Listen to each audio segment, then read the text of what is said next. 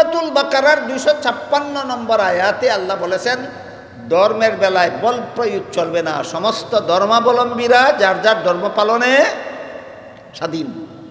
সমস্ত ধর্মাবলম্বীরা যার যার ধর্ম পালনে স্বাধীন। তাহলে এক আয়াতে বললেন ইসলাম ছাড়া আর কোনো ধর্মই গ্রহণযোগ্য নয়, আর এক আয়াতে বললেন সব ধর্ম পালনের অধিকার আছে।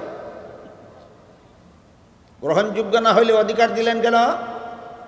অধিকারই যদি দিলেন তাহলে গ্রহণযোগ্য হবে না কেন? এইটা হইল সবচেয়ে বড় জটিল প্রশ্ন। এই প্রশ্নের জবাব না শিক্ষা আমাদের সমাজের অনেক বড় বড় শিক্ষিত পণ্ডিতেরাও ফান্দ ভরছে, ফান্দ। এই প্রশ্নের জবাব না শিক্ষা আমাদের সমাজের অনেক বড় বড় শিক্ষিত পণ্ডিতেরা ফান্দ ভরছে যে আয়াতে আল্লাহ বলছেন আর কোন ধর্ম গ্রহণযোগ্য নয়, এটার ধারে কাছেও যায় না। যে আয়াতে বলছেন আল্লাহ বলছেন সমস্ত ধর্মাবলম্বীরা যার যার ধর্ম পালনের স্বাধীন, শুধু ওইটা শিখছে।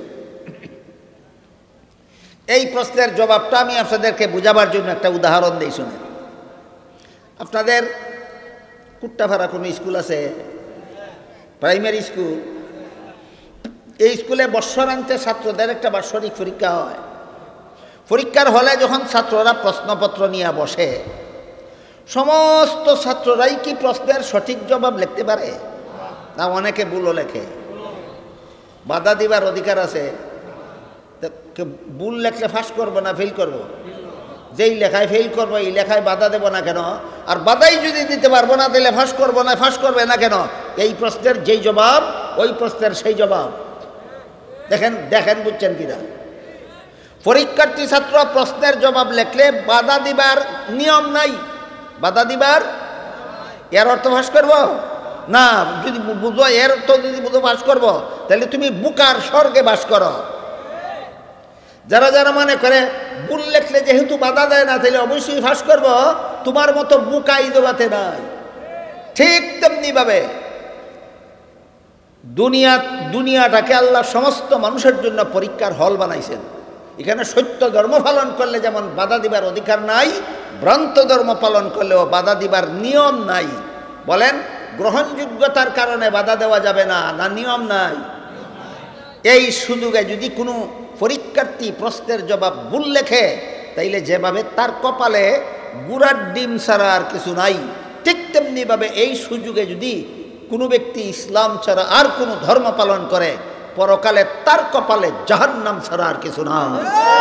সূরা মায়েদার 3 নম্বর আয়াতের সামান্য একটু অংশ আমি তিলাওয়াত করেছি। এখানে আল্লাহ বলেন আল ইয়াউমা আকমালতু লাকুম দীনাকুম। এর অর্থ হলো আজকে আমি তোমাদের দ্বীনকে পরিপূর্ণ করে দিলাম। কিন্তু এই অর্থের দ্বারা আয়াতের মর্মটা খুব পুরাপুরিভাবে পরিষ্কারভাবে বুঝে আসে না। যেমন ধরেন আজকে বলতে আল্লাহ কোন দিন বুঝাইলেন উল্লেখ নেই। আমাদের দিন বলতে আল্লাহ কি বুঝাইলেন উল্লেখ নেই। পরিপূর্ণ কিভাবে হইল উল্লেখ নেই। এই ধরনের যে কোনো বিষয় কোরআনের কোনো আয়াতের অর্থের দ্বারা যদি মর্ম বুঝে না আসে, তাহলে ব্যাখ্যার মাধ্যমে সেই আয়াতের মর্মটা বুঝাইয়া দেওয়ার নাম তাফসীরুল কোরআন। তাফসীরুল কোরআনের অর্থ হইল কোরআনের ব্যাখ্যা। কোরআনের মধ্যে 3টা জিনিস আছে। একটা হইল কোরআনের আয়াত, একটা আয়াতের অর্থ, আর একটা আয়াতের ব্যাখ্যা। ব্যাখ্যাটাকে তাফসীর বলা হয়। যেমন ধরেন কোরআনের বিভিন্ন আয়াতে আল্লাহ বলেছেন আকিমুদ্দিন, যে কোরআনের আয়াত, এর অর্থ হইল তোমরা নামাজ কায়েম করো, নামাজ প্রতিষ্ঠা করো। কিন্তু কিভাবে নামাজ পড়লে নামাজ প্রতিষ্ঠা হয়, নামাজ কায়েম হয়, এটা অর্থের দ্বারা বুঝে আসে না। তাই তফসিরের আয়াতের তফসিরে উল্লেখ আছে আল্লাহর বিধান মতে, নবীর তরিকা মতে নামাজ পড়ো। আল্লাহর বিধান মতে, নবীর তরিকা মতে নামাজ পড়লে নামাজ কায়েম হয়, নামাজ প্রতিষ্ঠা হয়। এখানে 3টা জিনিস। একটা হইল কোরআনের আয়াত আকিমুস সালাহ, একটা হইল তার অর্থ, নামাজ কায়েম করা, আর একটা হইল তার তফসির, আল্লাহর হুকুম মতো নবীর তরিকা মতো নামাজ পড়া। বলেন তো কটা জিনিস? হ্যাঁ, তিনটা জিনিস। তো যে সমস্ত আয়াতের মর্ম অর্থের দ্বারা বুঝে আসে না, ব্যাখ্যার মাধ্যমে বুঝে আসে, সেই আয়াতগুলির মর্ম ব্যাখ্যা কইরা বুঝাইয়া দেওয়ার নামই তাফসীরুল কুরআন। কিন্তু মনে রাখতে হবে, কুরআনের কোনো আয়াতের ব্যাখ্যা যার যার মন গড়াভাবে করলে হয় না, বরং হাদিস শরীফে আল্লাহর রাসূল বলে দিয়েছেন, যেই ব্যক্তি কুরআনে মন গড়া ব্যাখ্যা করবে সে জাহান্নামী হওয়ার জন্য আর কোনো গুনাহ লাগবে না, একটা গুনাহই যথেষ্ট। তাহলে বলেন তো, কোরআনের ব্যাখ্যা কি ইচ্ছামতো করা যায়? তাহলে প্রশ্ন জাগে, তাহলে কোরআনের সহি ব্যাখ্যা পাওয়া যায় কোথায়? মুফাসসিরিন কেরাম তাফসীরের কিতাবে লিখেছেন, কোরআনের সহি ব্যাখ্যা 6 ঠিকানায় পাওয়া যায়। 1 নম্বর ঠিকানা হইল, কোরআনের এক আয়াতের ব্যাখ্যা যদি আর এক আয়াতে পাওয়া যায়, তাহলে কোরআনের ব্যাখ্যা কোরআনেই পাওয়া যায়। এটা হইল কোরআন ব্যাখ্যার 1 নম্বর ঠিকানা। 2 নম্বর ঠিকানা হলো রাসূলের হাদিস, কোরআন ব্যাখ্যার 2য় ঠিকানা। বুঝলে বলুন, আমার মন গড়া মতো ব্যাখ্যা করব না রাসূলের হাদিস মতো? হ্যাঁ। 3 নম্বর ঠিকানা হলো সাহাবায়ে কেরামের জীবনী। 4 নম্বর ঠিকানা হলো তাবেঈনের বিবরণ। 5 নম্বর ব্যাখ্যা হইল মুস্তাহিদ ইমামগণের বিশ্লেষণ। 6 নম্বর ঠিকানা হলো আরবি গ্রামার, আরবি অভিধান। এই 6 ঠিকানার বাইরে যদি কেউ কোরআনের কোনো আয়াতের ব্যাখ্যা করে, সেটা তার মন গড়া ব্যাখ্যা সাব্যস্ত হবে। বুঝে থাকলে বলুন তো, একদিকে যেমনভাবে মন গড়া ব্যাখ্যা নিষিদ্ধ, অপরদিকে সহি ব্যাখ্যা পাওয়ার ঠিকানা উল্লেখ আছে কিনা? কটা? এই কথাগুলি যেন আমরা না বলি। তাফসীরুল কোরআন কাকে বলে, তাফসীরুল কোরআন পাওয়া যায় কোথায়, এই বিষয়গুলি মৌলিক কথা। সব সময় আমরা যারা তাফসীর শুনে থাকি বছরের পর বছর, জীবনভর, আমাদের মৌলিক কথাগুলি স্মরণ থাকলে তাফসীরের নামে বিভ্রান্তি হবে না। কোন আয়াতের তাফসীর শুনতে যাইতেছি, আয়াতের অর্থ কি, আয়াতের ব্যাখ্যা কি, এইসব বিষয় বোঝা সহজ হবে মূল কথাগুলি মনে থাকলে। সূরা মায়েদার 3 নম্বর আয়াতের যে অংশ আমি আপনাদের সামনে তিলাওয়াত করেছি, আয়াত হলো আল ইয়াউমা আকমালতু লাকুম দীনাকুম। এটা কোরআনের আয়াত। অর্থ হইল, আজকে আমি তোমাদের দ্বীনকে পরিপূর্ণ করে দিলাম। আজকে বলতে কোন দিন বুঝাইলেন, অর্থের মধ্যে উল্লেখ নাই। আমাদের দিন বলতে কি বুঝাইলেন, অর্থের মধ্যে উল্লেখ নাই। পরিপূর্ণ বলতে কি বুঝাইলেন, অর্থের মধ্যে উল্লেখ নাই। তাহলে 3 প্রশ্নের জবাব পাওয়া যাবে কোথায়? তাফসীরে। 3 প্রশ্নের জবাব অর্থের ভিতরে আছে না তাফসীরে পাওয়া যায়? তাফসীরে পাওয়া যায়। এই জন্য এই 3টা প্রশ্নের জবাব আমরা একটু লক্ষ্য করি। এই আয়াতটা আল্লাহ আমাদের নবী মুহাম্মদুর রাসূলুল্লাহ সাল্লাল্লাহু আলাইহি ওয়াসাল্লামের কাছে নাজিল করেছিলেন তার ঐতিহাসিক বিদায় হজের ভাষণের দিনে। রাসূলের জীবনের শেষ হজ করেছিলেন যখন, এই হজ করার 3 মাস পরে রাসূল দুনিয়া থেকে বিদায় হয়ে গেছিলেন। এই জন্য এই হজটাকে রাসূলের বিদায় হজ বলা হয়। হজের 3টা ফরজের মধ্যে সবচেয়ে গুরুত্বপূর্ণ ফরজ হইল জিলহজ মাসের 9 তারিখে সন্ধ্যা পর্যন্ত আরফার ময়দানে অবস্থান করা। যারা হজ করছেন তারা জানেন, এটাকে উকুফে আরাফা বলা হয়।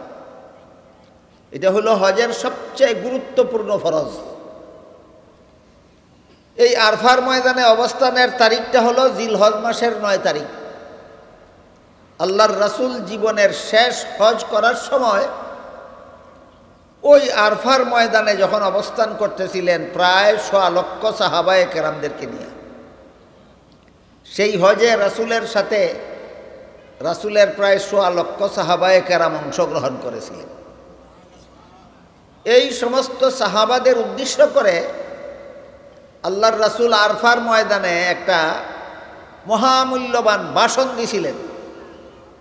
এই ভাষণটাকেই রাসূলের বিদায় হজের ভাষণ বলা হয়। কথা মনে রাখলে সামনের কথা বুঝবেন সহজে।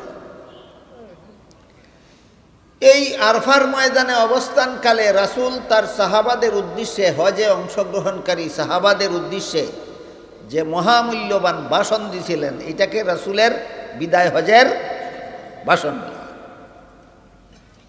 দিন তারিখ ছিল 10ম হিজরি সন, জিলহজ মাসের 9 তারিখ শুক্রবার আসরের সময়। এই সময়ে রাসূলের ভাষণকে কেন্দ্র করে আল্লাহ আয়াতটা নাজিল করেছেন। কাজেই আয়াতে আল্লাহ আজকে বলতে কোন দিন বুঝাইছেন? রাসূলের বিদায় হজের ভাষণের দিন।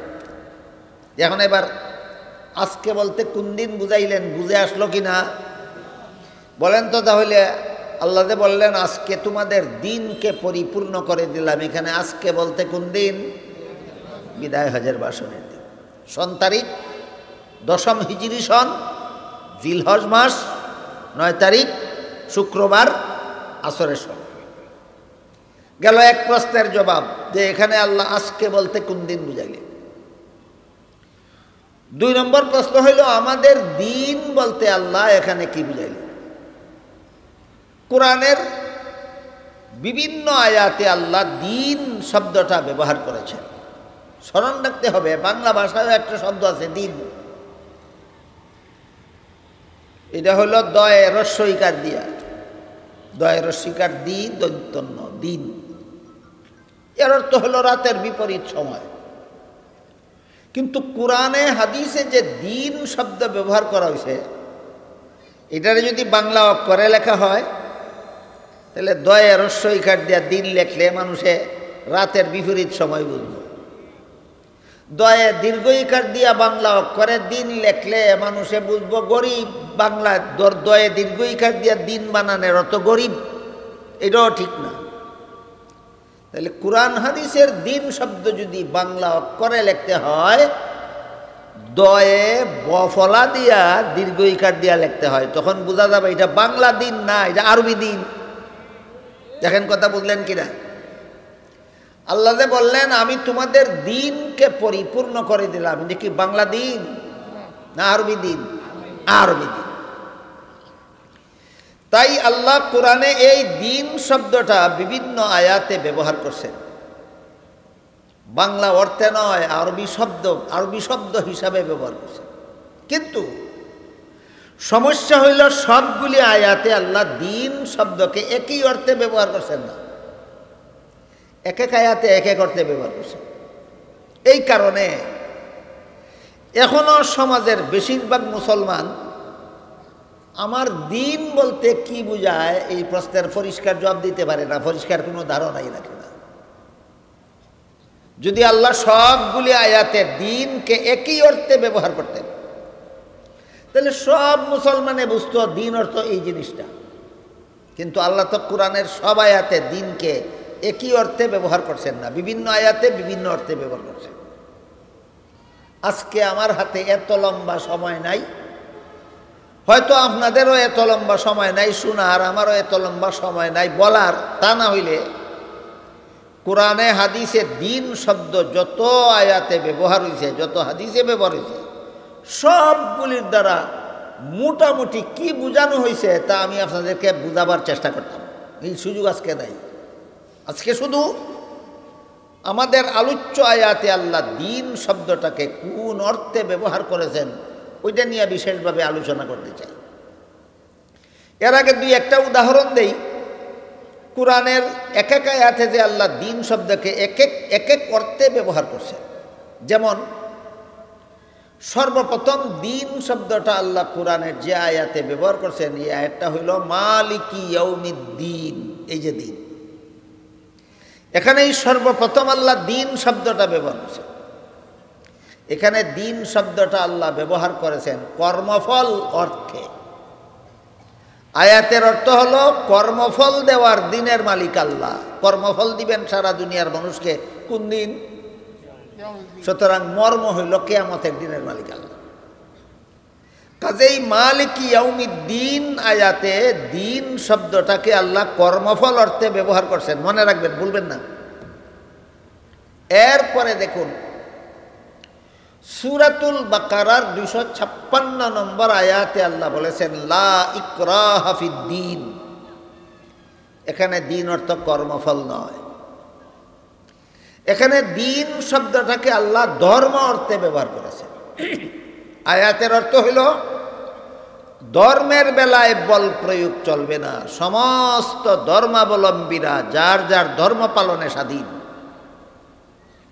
তাহলে সূরাতুল বাকারার 256 নম্বর আয়াত যেখানে আল্লাহ বলেছেন লা ইকরাহা ফিদ্দীন, এখানে দিন অর্থ ধর্ম, এখানে দিন অর্থ ধর্ম। আয়াতের মর্ম কি? ধর্মের ব্যাপারে বল প্রয়োগ চলবে না, প্রত্যেক ধর্মাবলম্বী স্বাধীনভাবে তার ধর্ম পালনের অধিকার রাখে। এখানে একটা আনুষঙ্গিক প্রশ্ন আছে, সেটা হইল আল্লাহ যে সমস্ত ধর্মাবলম্বীদেরকে আপন আপন ধর্ম পালনের স্বাধীনতা দিলেন, তাহলে কি সবগুলি ধর্মই আল্লাহর কাছে গ্রহণযোগ্য না? হইলে স্বাধীনতা দিলেন কেন? আর স্বাধীনতাই যদি দিলেন তাহলে গ্রহণযোগ্য হবে না কেন? এই প্রশ্নের জবাব না জানার কারণে, সমাজে ব্যাপকভাবে আলোচনা না হওয়ার কারণে আজকাল আমাদের সমাজে সকল ধর্মকে একাকার করে খিচুড়ি বানাবার চক্রান্ত চলছে। এটা ধর্মের নামে জগা খিচুড়ি ফাঁকানির চক্রান্ত চলছে। আমি তো এই বিভিন্ন সম্মেলনের প্রসঙ্গে, সম্মেলন উপলক্ষে দেশের বিভিন্ন অঞ্চলে ঘোরাফেরা করি, বিভিন্ন জায়গায় বড় বড় ব্যানার লটকানো দেখতে পাই। ব্যানারে লেখা থাকে ঈদুল আজহা ও দুর্গা পূজায় শুভেচ্ছা। ঈদুল আজহা কোন ধর্মাবলম্বীদের? দুর্গা পূজা কোন ধর্মাবলম্বীদের? দুটার মধ্যেই তোমার শুভেচ্ছা। আল্লাহরও কি সব ধর্মের প্রতি শুভেচ্ছা আছে না অনাস্থা আছে? একটু শোনো আগে। আল্লাহ পাক রব্বুল আলামিন সূরা আলে ইমরানের 85 নম্বর আয়াতে বলেন মান ইয়াবতাগি গায়রাল ইসলামি দীনান ফালাই ইউকবালা মিনহু। ইসলাম ছাড়া আর কোনো ধর্ম আল্লাহর কাছে গ্রহণযোগ্য নয়। অস্পষ্ট কথা না সুস্পষ্ট কথা? সুস্পষ্ট কথার ব্যাখ্যা লাগে না? রমজান মাসে রোজা ফরজ, আল্লাহ কোরআনে বলেছেন, ব্যাখ্যা করে বাইর করানো লাগতো না কোন মাসে রোজা ফরজ, এটা সুস্পষ্ট। ঠিক তেমনি ভাবে ইসলাম ছাড়া আর কোনো ধর্ম আল্লাহর কাছে গ্রহণযোগ্য নয়, যে সুস্পষ্ট ভাষায় আল্লাহ বলেছেন, এটার আর ব্যাখ্যার দরকার নেই। কাজেই ইসলাম ছাড়া আর কোনো ধর্ম আল্লাহর কাছে যেহেতু গ্রহণযোগ্য নয়, এই জন্য দুর্গা পূজায়ও আল্লাহর শুভেচ্ছা না অনাস্থা? যেই ধর্মের অনুষ্ঠানে আল্লাহর অনাস্থা, সেই অনুষ্ঠানে যদি তুমি শুভেচ্ছা জানাও, তোমার ঈমান তাকে কোথায়? ইসলাম ছাড়া বাকি সবগুলি ধর্মের প্রতি আল্লাহর অনাস্থা, তুমি দেও শুভেচ্ছা, তোমার ঈমান রইল কো? এই কথাটা চিন্তা করা দরকার, গভীরভাবে চিন্তা করে সমস্ত মুসলমানদের বোঝা দরকার ইসলাম ছাড়া সবগুলি ধর্মের প্রতি আল্লাহর অনাস্থা। আল্লাহর যেখানে অনাস্থা সেখানে যারা শুভেচ্ছা জানায় এদের ঈমানের লেশ মাত্র বাকি থাকে না। আরেক জায়গায় গিয়া দেখি ব্যানারে লেখছে, বড় বড় শিক্ষিত পণ্ডিতরা এই সমস্ত ব্যানার লেখে, ব্যানারে লিখে দিছে শারদীয় ঈদুল আজহায় শুভেচ্ছা। এই পণ্ডিতের পণ্ডিত, শারদীয় অর্থ কি দাদা নস্তি? শারদীয় অর্থ জান্না লেখছস, তালে তালে লেখছস। বাংলায় ঋতু আছে কটা? 6টা। গ্রীষ্ম, বর্ষা, শরৎ, হেমন্ত, শীত, বসন্ত। এই যে শরৎ, 3 নম্বর ঋতু। এই শরৎকালীন অনুষ্ঠানকে শারদীয় বলা হয়। যে কোনো অনুষ্ঠান শরৎকালে হয়, শরৎকালে। এই শরৎকালে অনুষ্ঠিত অনুষ্ঠানকে বাংলা ভাষায় শারদীয় বলা হয়। হিন্দুদের দুর্গা পূজাটা শরৎকালে হয়, এই জন্য দুর্গা পূজারে এরা শারদীয় দুর্গা পূজা কয়। ঈদুল আজহাও শরৎকালে হয় না জিলহজ মাসে হয়? এত বড় গুয়ার তো কোনো দেশও দেখছি না, এত বড় গণ্ড মূর্খ তো কোনোখানে দেখছি না। বাংলা শিখছে না, পড়ছে না, বুঝছে না, তো বাংলা ব্যবহার করে। বাংলা যখন তোমার মাতৃভাষা, বাংলা পড়ো না কেন? বাংলা শিখো না কেন? বাংলা বুঝো না কেন? বুঝে থাকলে বলেন শারদীয় অর্থ কি? শরৎকালীন। শারদীয় অর্থ কি? শরৎকালীন। দুর্গা পূজাকে শারদীয় বলে কেন? এটা শরৎকালে হয়। ঈদুল আজহা শরৎকালে হয় না, ঈদুল আজহা জিলহজ মাসে হয়। সুতরাং ঈদুল আজহাকে শারদীয় বলা যে মূর্তি পূজার ধর্মে আর ইসলাম ধর্মে জগা খিচুড়ি বানাবার শয়তানি চক্রান্ত ছাড়া আর কিছু নয়। এবার আমরা বোঝার চেষ্টা করি।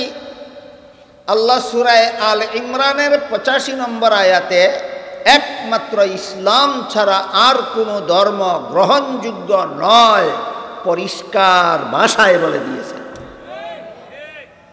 কাজেই ইসলাম শান্তির ধর্ম, ইসলাম মুক্তির ধর্ম, ইসলাম প্রসিদ্ধ ধর্ম, এইসব কথা কইলে হইতো না, হইতো না। একমাত্র ইসলাম আল্লাহর কাছে গ্রহণযোগ্য ধর্ম, এইভাবে বলতে হবে। আল্লাহ যেই কথাটা কইছেন এই কথাটারে পাশ কাটাইয়া যাওয়ার জন্য, এড়াইয়া যাওয়ার জন্য ইসলামের প্রশংসা অন্যভাবে করে। আল্লাহ যেটা কইছে এটা কয় না, আল্লাহ যেটা কইছে এটা কয় না। আমি জিজ্ঞাসা করি আপনাদের এটা কোন থানা পড়ছে? সরাইল থানা। সরাইল থানার প্রশাসনিক দায়িত্বশীল কেডা? থানার ওসি সাহেব। ওসি সাহেব না, ওসি সাহেব। আপনি যদি ওসি সাহেবকে ওসি সাহেব স্বীকার করেন না, যদি বলেন লোকটা বড় ভদ্রলোক, লোকটা বড় সুন্দর, লোকটার আচরণ বড় ভালো, লোকটা খুব শিক্ষিত, আসল কথা গেল কই? তোমার এইসব কথা হইতো না, তুমি স্বীকার করতে হবে এই লোকটা আমাদের থানার ওসি সাহেব।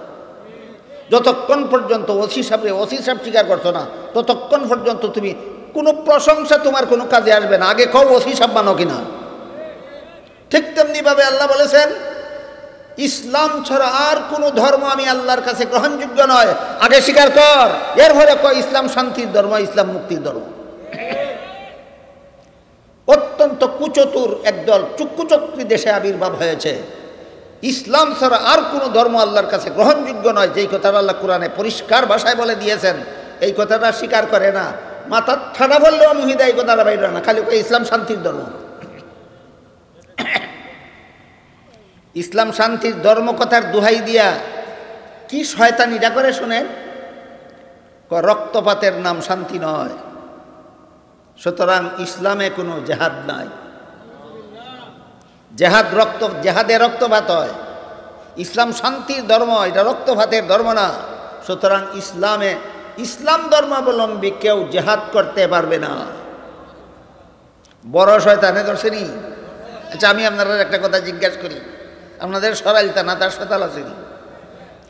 হাসপাতালটা বানাইছে রুগীরারে অশান্তি ঘটাইবার লাগি না রুগীরার শান্তির লাগি? কাটটা যে অপারেশন করে রক্তপাত হয়নি, তুমি না শান্তির লেগে প্রতিষ্ঠা করছো, রক্তপাত করো কেন? এই প্রশ্নের যেই জবাব ইসলাম শান্তির ধর্ম, জাহাদের ময়দানে রক্তপাত করে কেন, ওই প্রশ্নের সেই জবাব।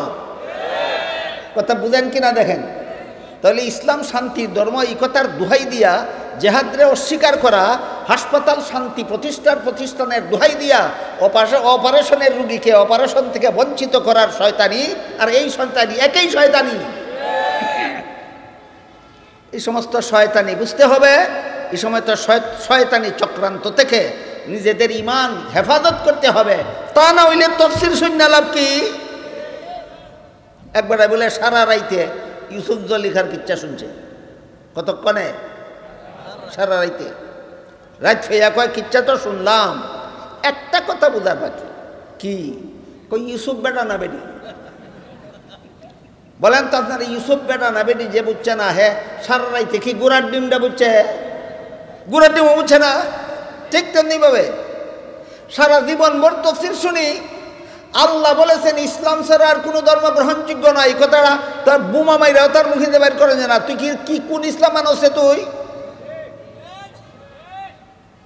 কাজেই সারা জীবন তাফসীর শুননা যদি একমাত্র ইসলাম ছাড়া আর কোনো ধর্ম আল্লাহর কাছে গ্রহণযোগ্য নয়, এই বিশ্বাসটুকু যদি তোমার অন্তরে জন্ম না হইয়া থাকে, তোমার ওই লোকের ইউসুফ জলিকার কিচ্ছার মতোই তুমি সারা জীবন কোরআন শুনছ।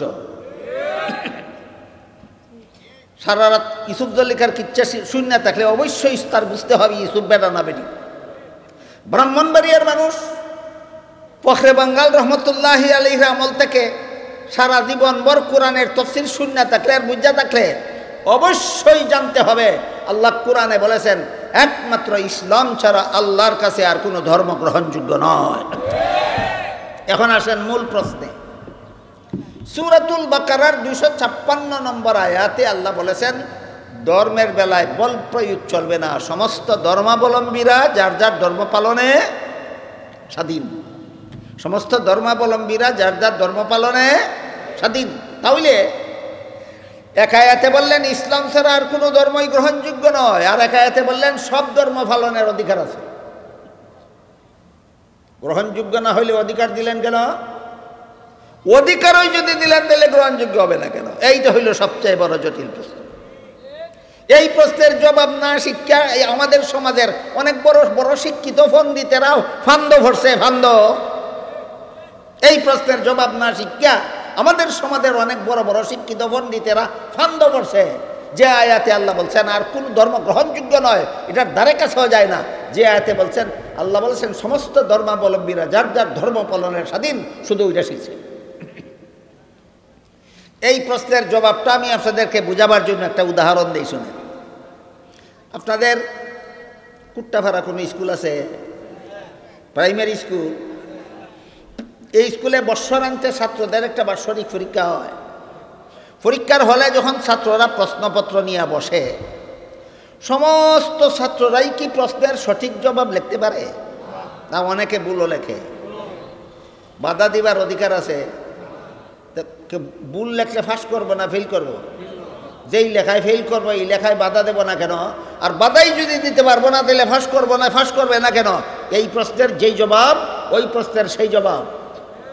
দেখেন দেখেন বুঝছেন কিনা? পরীক্ষার্থী ছাত্র প্রশ্নের জবাব লেখলে বাধা দিবার নিয়ম নাই। বাধা দিবার এর অর্থ ফাঁস করবো না।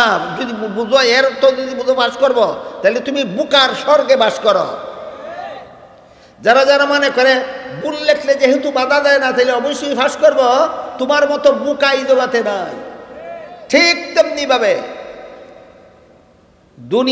দুনিয়াটাকে আল্লাহ সমস্ত মানুষের জন্য পরীক্ষার হল বানাইছেন। এখানে সত্য ধর্ম পালন করলে যেমন বাধা দিবার অধিকার নাই, ভ্রান্ত ধর্ম পালন করলেও বাধা দিবার নিয়ম নাই।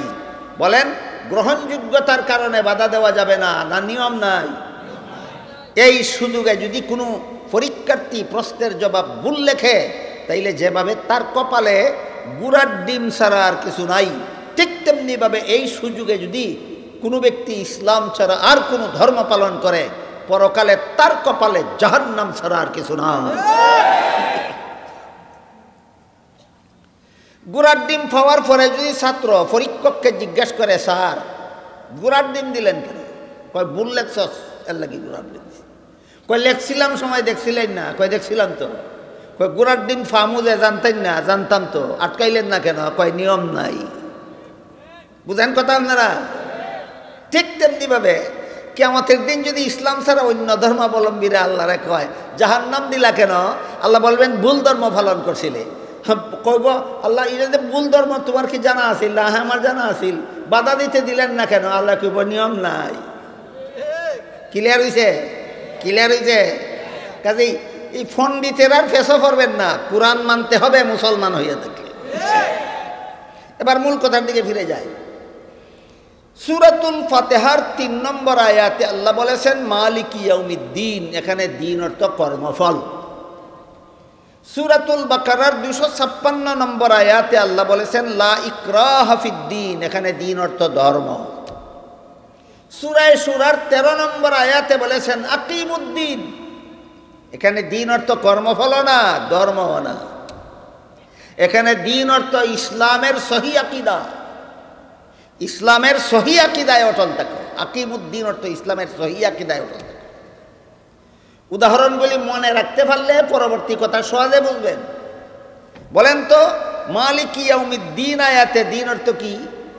কর্মফল। লা ইকরাহা ফিদ্দীন আয়াতে দিন অর্থ কি? ধর্ম। আকিমুদ্দিন আয়াতে দিন অর্থ কি? সহি আকীদা, ইসলামের বিশুদ্ধ মতবাদ। ইসলামের নামে ভ্রান্ত মতবাদ পোষণ করবা না, আল্লাহ বলছেন ইসলামের নামে ভ্রান্ত মতবাদ।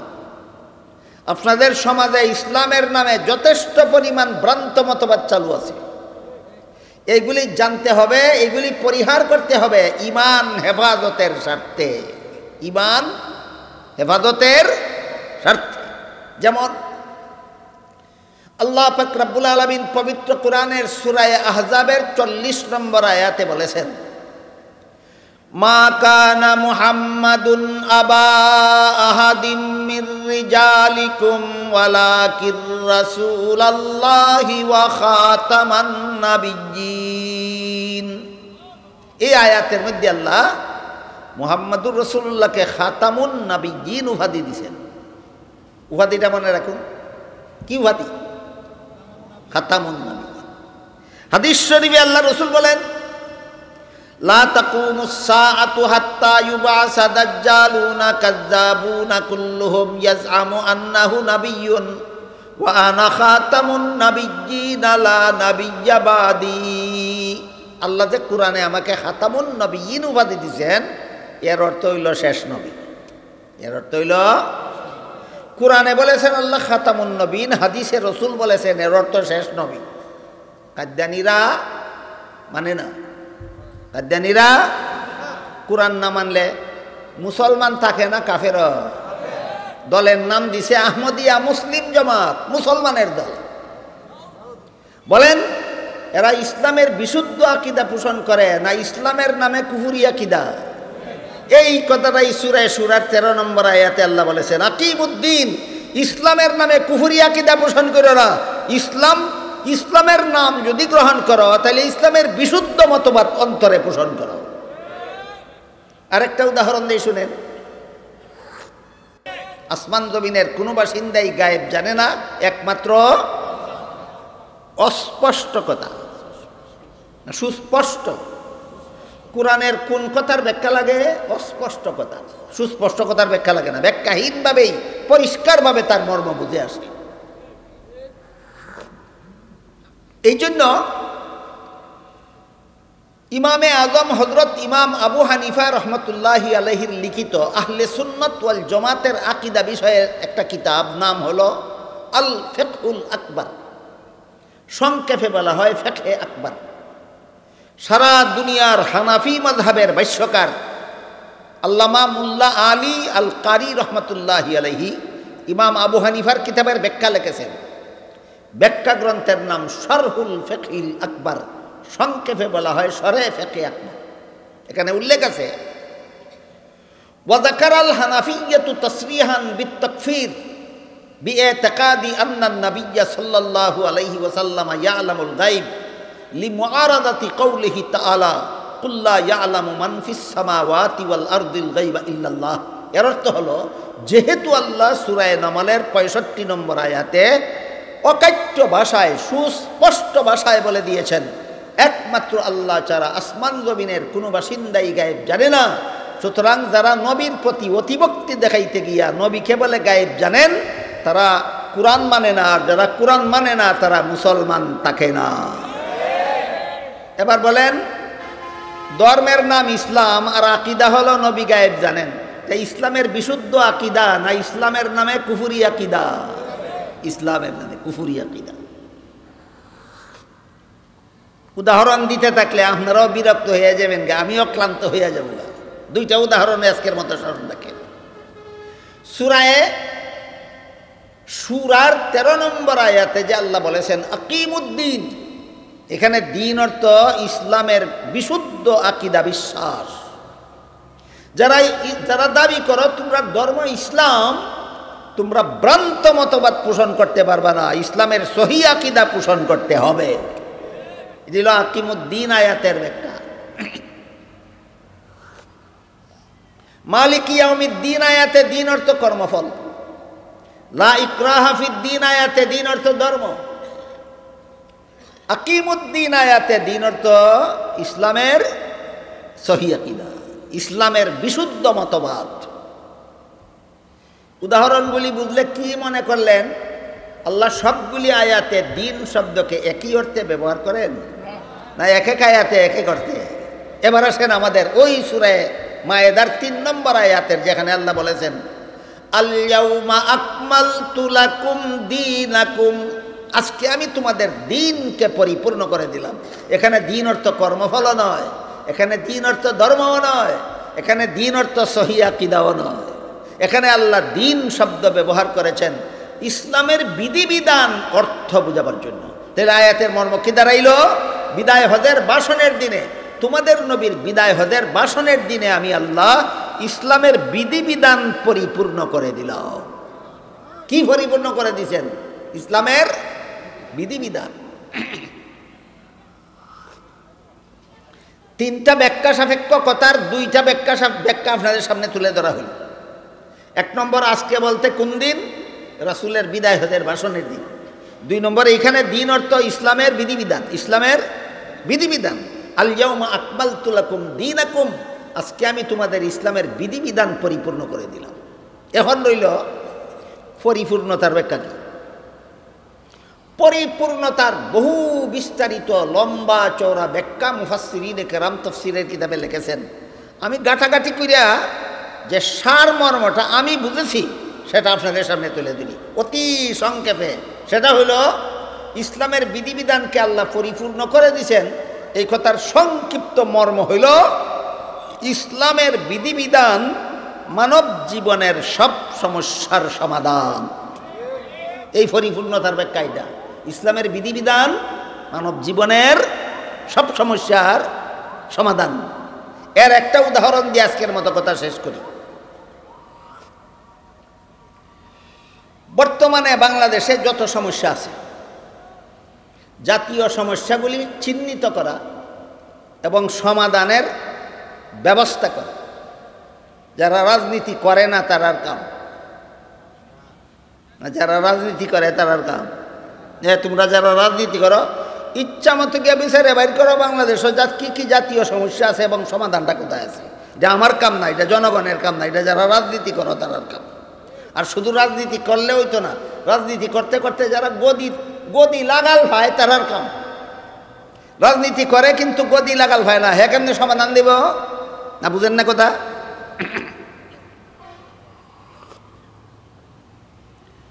আমি বিভিন্ন এলাকায় দেখছি বর্ষার সময়, বর্ষার সময় পানি আসে না, ওই পানির মধ্যে একদল ছেলে ফেলে লাইমিয়া একটা খেলা খেলে।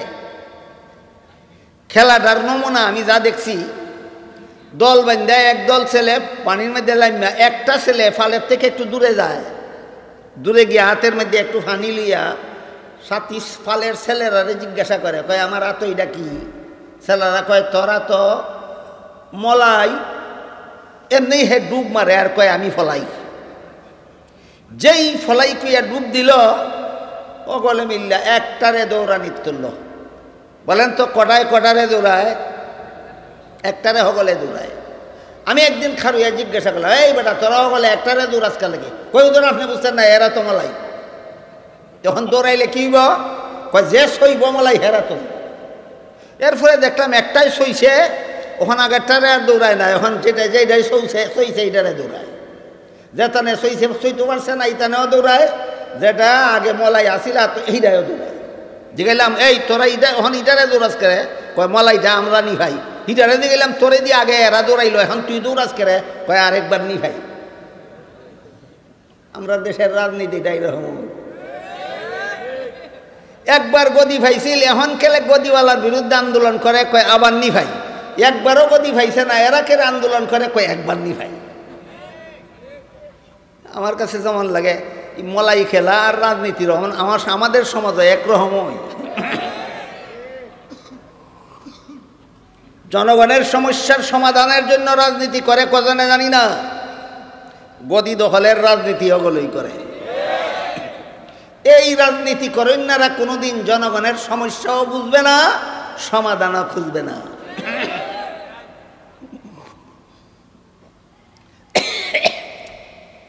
আমরা কোরআনের আলোকে বাংলাদেশের একটা সমস্যার আলোচনা করব। যেহেতু আল্লাহ বলছেন ইসলামের বিধিবিধান মানব জীবনের সব সমস্যার সমাধান। কয়েক বছর আগের গণনা মতেই বাংলাদেশে যে পরিমাণ পুরুষ, তার থেকে 50 লক্ষ মহিলার সংখ্যা বেশি। আপনারা কি জানেন বাংলাদেশে নারী পুরুষ সমান, না পুরুষ থেকে মহিলা বেশি? কয়েক বছর আগের গণনা মতেই বাংলাদেশের সমস্ত পুরুষ থেকে মহিলার সংখ্যা 50 লক্ষ মহিলা বেশি। এখন আমরা দেশে অনেক বড় বড় শিক্ষিতর একটা স্লোগান দিয়ে থাকে, নারী পুরুষ সমান অধিকার দিতে হবে, নারী পুরুষ সমান অধিকার দিতে হবে। বলে কিনা কেউ? বলে। আমি একটু সময়ের জন্য মেনে নিলাম নারী পুরুষের সমান অধিকার। কাজেই একটা নারী যদি একের বেশি স্বামী রাখার অধিকার রাখে না, একটা পুরুষ হয়ে একের বেশি স্ত্রী রাখার অধিকার পাবে না, যেহেতু সমান অধিকার। যেহেতু সমান অধিকার, এই সমান অধিকারের দাবিটা মানিয়া বাংলাদেশের সমস্ত পুরুষদের কাছে একটা কইরা মহিলারে বিয়া দিলেন। সব পুরুষেরাই বউ একটা কইরা হইল নি, স্বামী হওয়ার বাকি রয়েছে কজন মহিলা? এরা স্বামী, এরার কপালে জীবনে কোনোদিন এই 50 লক্ষ মহিলার কপালে জীবনে একটা স্বামীও কোনোদিন জুটবে না। তোমাদের শয়তানি স্লোগানটা মান্না নিলে, তোমাদের শয়তানি স্লোগান মান্না দিলে 50 লক্ষ মহিলার কপালে জিন্দগিতে একটা স্বামীও জুটবে না। সুতরাং বাংলাদেশে যে পুরুষের থেকে 50 লক্ষ মহিলা বেশি, এটা একটা সমস্যা। সমস্যা কিনা দেখেন, আল্লাহ 1500 বছর আগে কোরআনে সমাধানটা কিভাবে দিয়ে রাখছে। আল্লাহ বলেন, ফানকিহু মা তাবা লাকুম মিনান নিসাই মাসনা ওয়া সুলাসা ওয়া রুবা। পুরুষেরা তোমরা মহিলাদের মতো একের বেশি স্বামী গ্রহণ করতে পারবে না মহিলারা, কিন্তু পুরুষেরা একের বেশি স্ত্রী গ্রহণ করতে পারবে। বলেন এটা ইসলামের বিধান কিনা? 1500 বছর আগে আল্লাহ বিধান দিয়ে রাখছেন। আজকে 1500 বছর পরে 1500 বছর আগের বিধান থাকার কারণে 50 লক্ষ মহিলা স্বামী পাওয়ার সুযোগ পাইছে। এবার বলেন ইসলামের বিধানে পুরুষকে একাধিক স্ত্রী রাখার যে ব্যবস্থা বিধান দেওয়া হয়েছে, যে পুরুষের স্বার্থে না মহিলাদের স্বার্থে? না স্বার্থটা বুঝেন নাই হলো? এটা পুরুষের স্বার্থে না, এটা মহিলাদের স্বার্থে একাধিক স্ত্রী রাখার বিধান ইসলামে দেওয়া হয়েছে। সুতরাং ইসলামে যদি 1500 বছর আগে পুরুষের জন্য একাধিক স্ত্রী রাখার বিধান দিত না, বর্তমান বাংলাদেশের 50 লক্ষ মহিলার কপালে জীবনে একটা স্বামীও জুটত না। তাহলে ইসলামের বিধান মানব জীবনের সব সমস্যার সমাধান। কথাটা ক্লিয়ার বুঝে আসলো কিনা? দেখেন তো আয়াতের 3 কথার ব্যাখ্যা পরিষ্কার হয়েছে নি? আল্লাহ বলেন, আল ইয়াউমা আকমালতু লাকুম দীনাকুম, আজকে আমি তোমাদের ইসলামের বিধিবিধান পরিপূর্ণ করে দিলাম। আজকে বলতে কোন দিন? বিদায় হদের ভাষণের দিন। এখানে দিন বলতে ইসলামের বিধিবিধান, আর পরিপূর্ণ বলতে ইসলামের বিধিবিধান মানব জীবনের সব সমস্যার, বুঝলা গেলেন গা?